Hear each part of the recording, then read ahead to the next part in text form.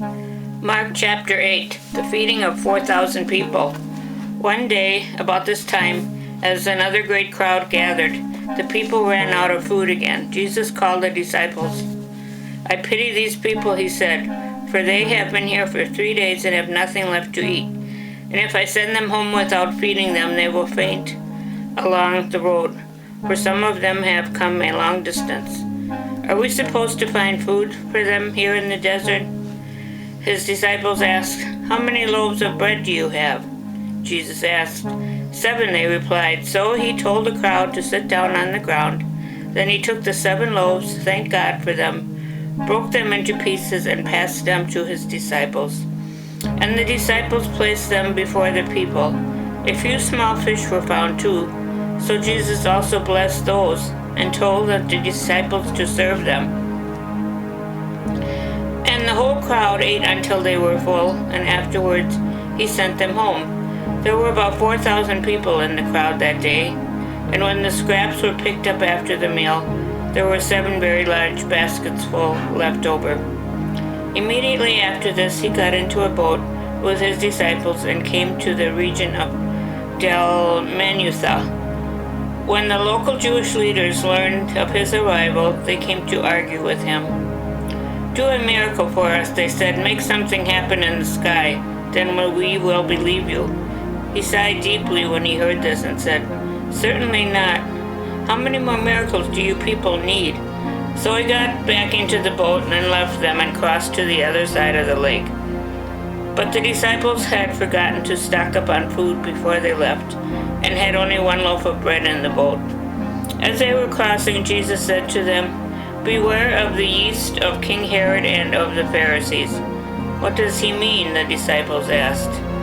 They finally decided that he must be talking about their forgetting to bring bread. Jesus realized what they were discussing and said, "No, that isn't it at all. Can't you understand? Are your hearts too hard to take it in? Your eyes are to see with. Why don't you look? Why don't you open your ears and listen? Don't you remember anything at all? What about the 5,000 men I fed with 5 loaves of bread? How many baskets full of scrap did you pick up afterwards?" 12, they said. "And when I fed the 4,000 with 7 loaves, how much was left?" 7 baskets, they said. "And yet you think I am worried that we have no bread." A blind man has his sight restored. When they arrived at Bethsaida, some people brought a blind man to him and begged him to touch and heal him. Jesus took the blind man by the hand and led out of the village and spat upon his eyes and laid his hands over them. "Can you see anything now?" Jesus asked him. The man looked around. "Yes," he said, "I can see, but I can't see them very clearly.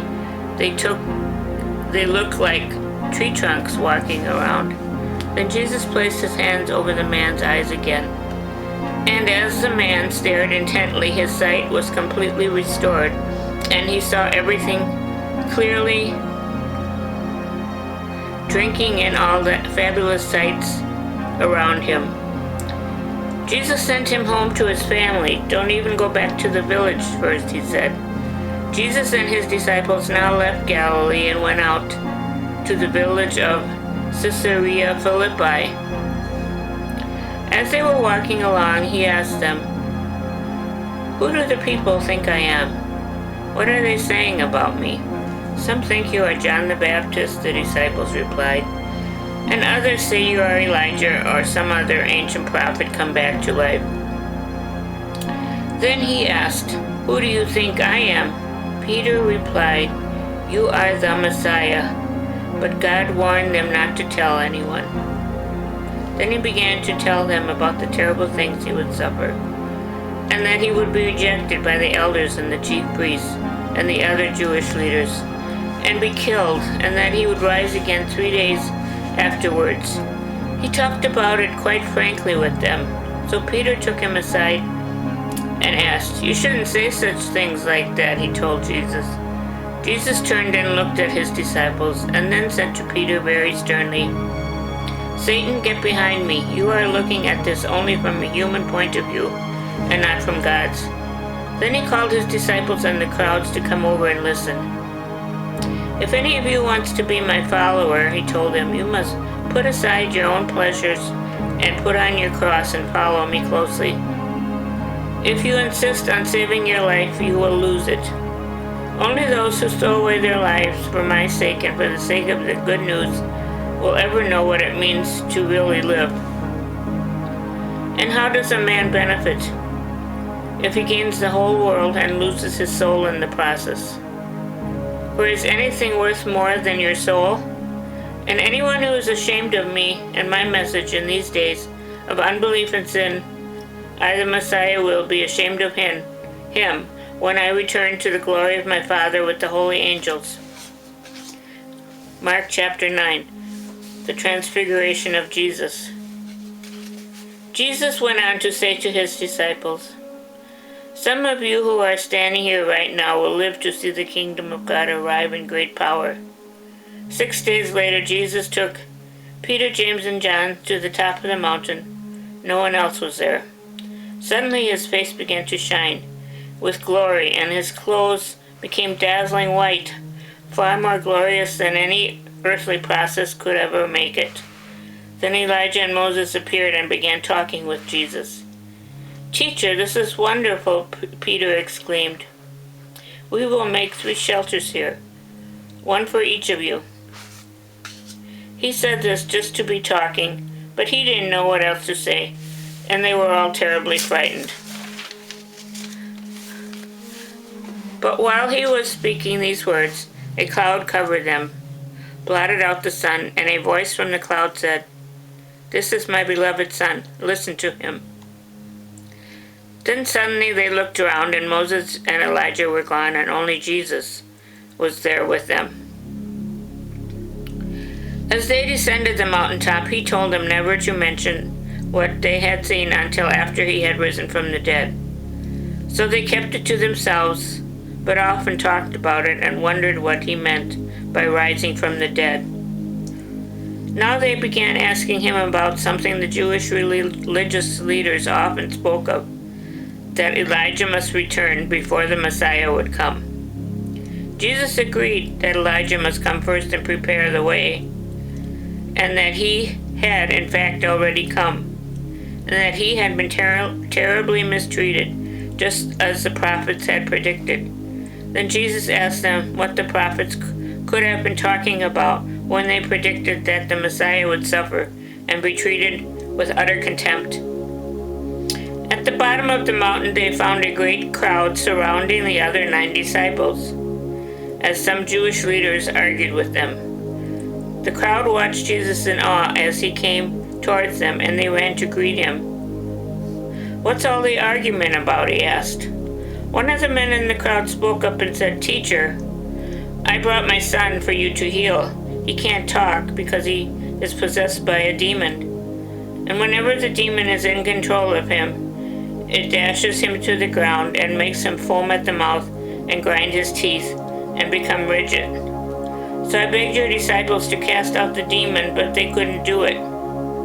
Jesus said to his disciples, "Oh, what tiny faith you have! How much longer must I be with you until you believe? How much longer must I be patient with you? Bring the boy to me." So they brought the boy, but when he saw Jesus, the demon convulsed the child horribly, and he fell to the ground, writhing and foaming at the mouth. "How long has he been this way?" Jesus asked the father.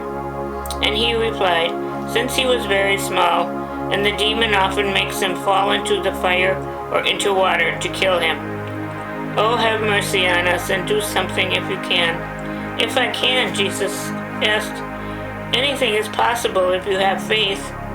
The father instantly replied, "I do have faith. Oh, help me to have more faith." And Jesus saw the crowd was growing, and he rebuked the demon. "O demon of deafness and dumbness," he said, "I command you to come out of this child and enter him no more." Then the demon screamed terribly and convulsed the boy again and left him, and the boy lay there limp and motionless. To all he appeared dead. A murmur ran through the crowd. "He is dead." But Jesus took him by the hand and helped him to his feet, and he stood up and was all right. Afterwards, when Jesus was alone in the house with his disciples, they asked him, "Why couldn't we cast out that demon?" Jesus replied, "Cases like this require prayer." Leaving that region, they traveled through Galilee, where he tried to avoid all publicity in order to spend more time with his disciples, teaching them. He would say to them, "I, the Messiah, am going to be betrayed and killed, and 3 days later I will return to life again." But they didn't understand and were afraid to ask him what he meant. And so they arrived at Capernaum. When they were settled in the house where they were to stay, he asked them, "What were you discussing out on the road?" But they were ashamed to answer, for they had been arguing about which of them was the greatest. He sat down and called them around him and said, "Anyone wanting to be the greatest must be the least, the servant of all." Then he placed a little child among them, and taking the child in his arms, he said to them, "Anyone who welcomes a little child like this in my name is welcoming me, and anyone who welcomes me is welcoming my Father who sent me." One of his disciples, John, told him one day, "Teacher, we saw a man using your name to cast out demons, but we told him not to, for he isn't one of our group." "Don't forbid him," Jesus said, "for no one doing miracles in my name will quickly turn against me. Anyone who isn't against us is for us. If any one of us so much as gives you a cup of water because you are Christ, I say this solemnly, he won't lose his reward. But if someone causes one of these little ones who believe in me to lose faith, it would be better that if a huge millstone were tied around his neck and he were thrown into the sea. If your hand does you wrong, cut it off. Better live forever with one hand than be thrown into the unquenchable fires of hell with two. If your foot carries you towards evil, cut it off. Better be lame and live forever than have 2 feet that carry you to hell. And if your eye is sinful, gouge it out. Better enter the kingdom of God half blind than have 2 eyes and see the fires of hell, where the worm never dies and the fire never goes out, where all are salted with fire. Good salt is worthless if it loses its saltiness. It can't season anything, so don't lose your flavor. Live in peace with each other.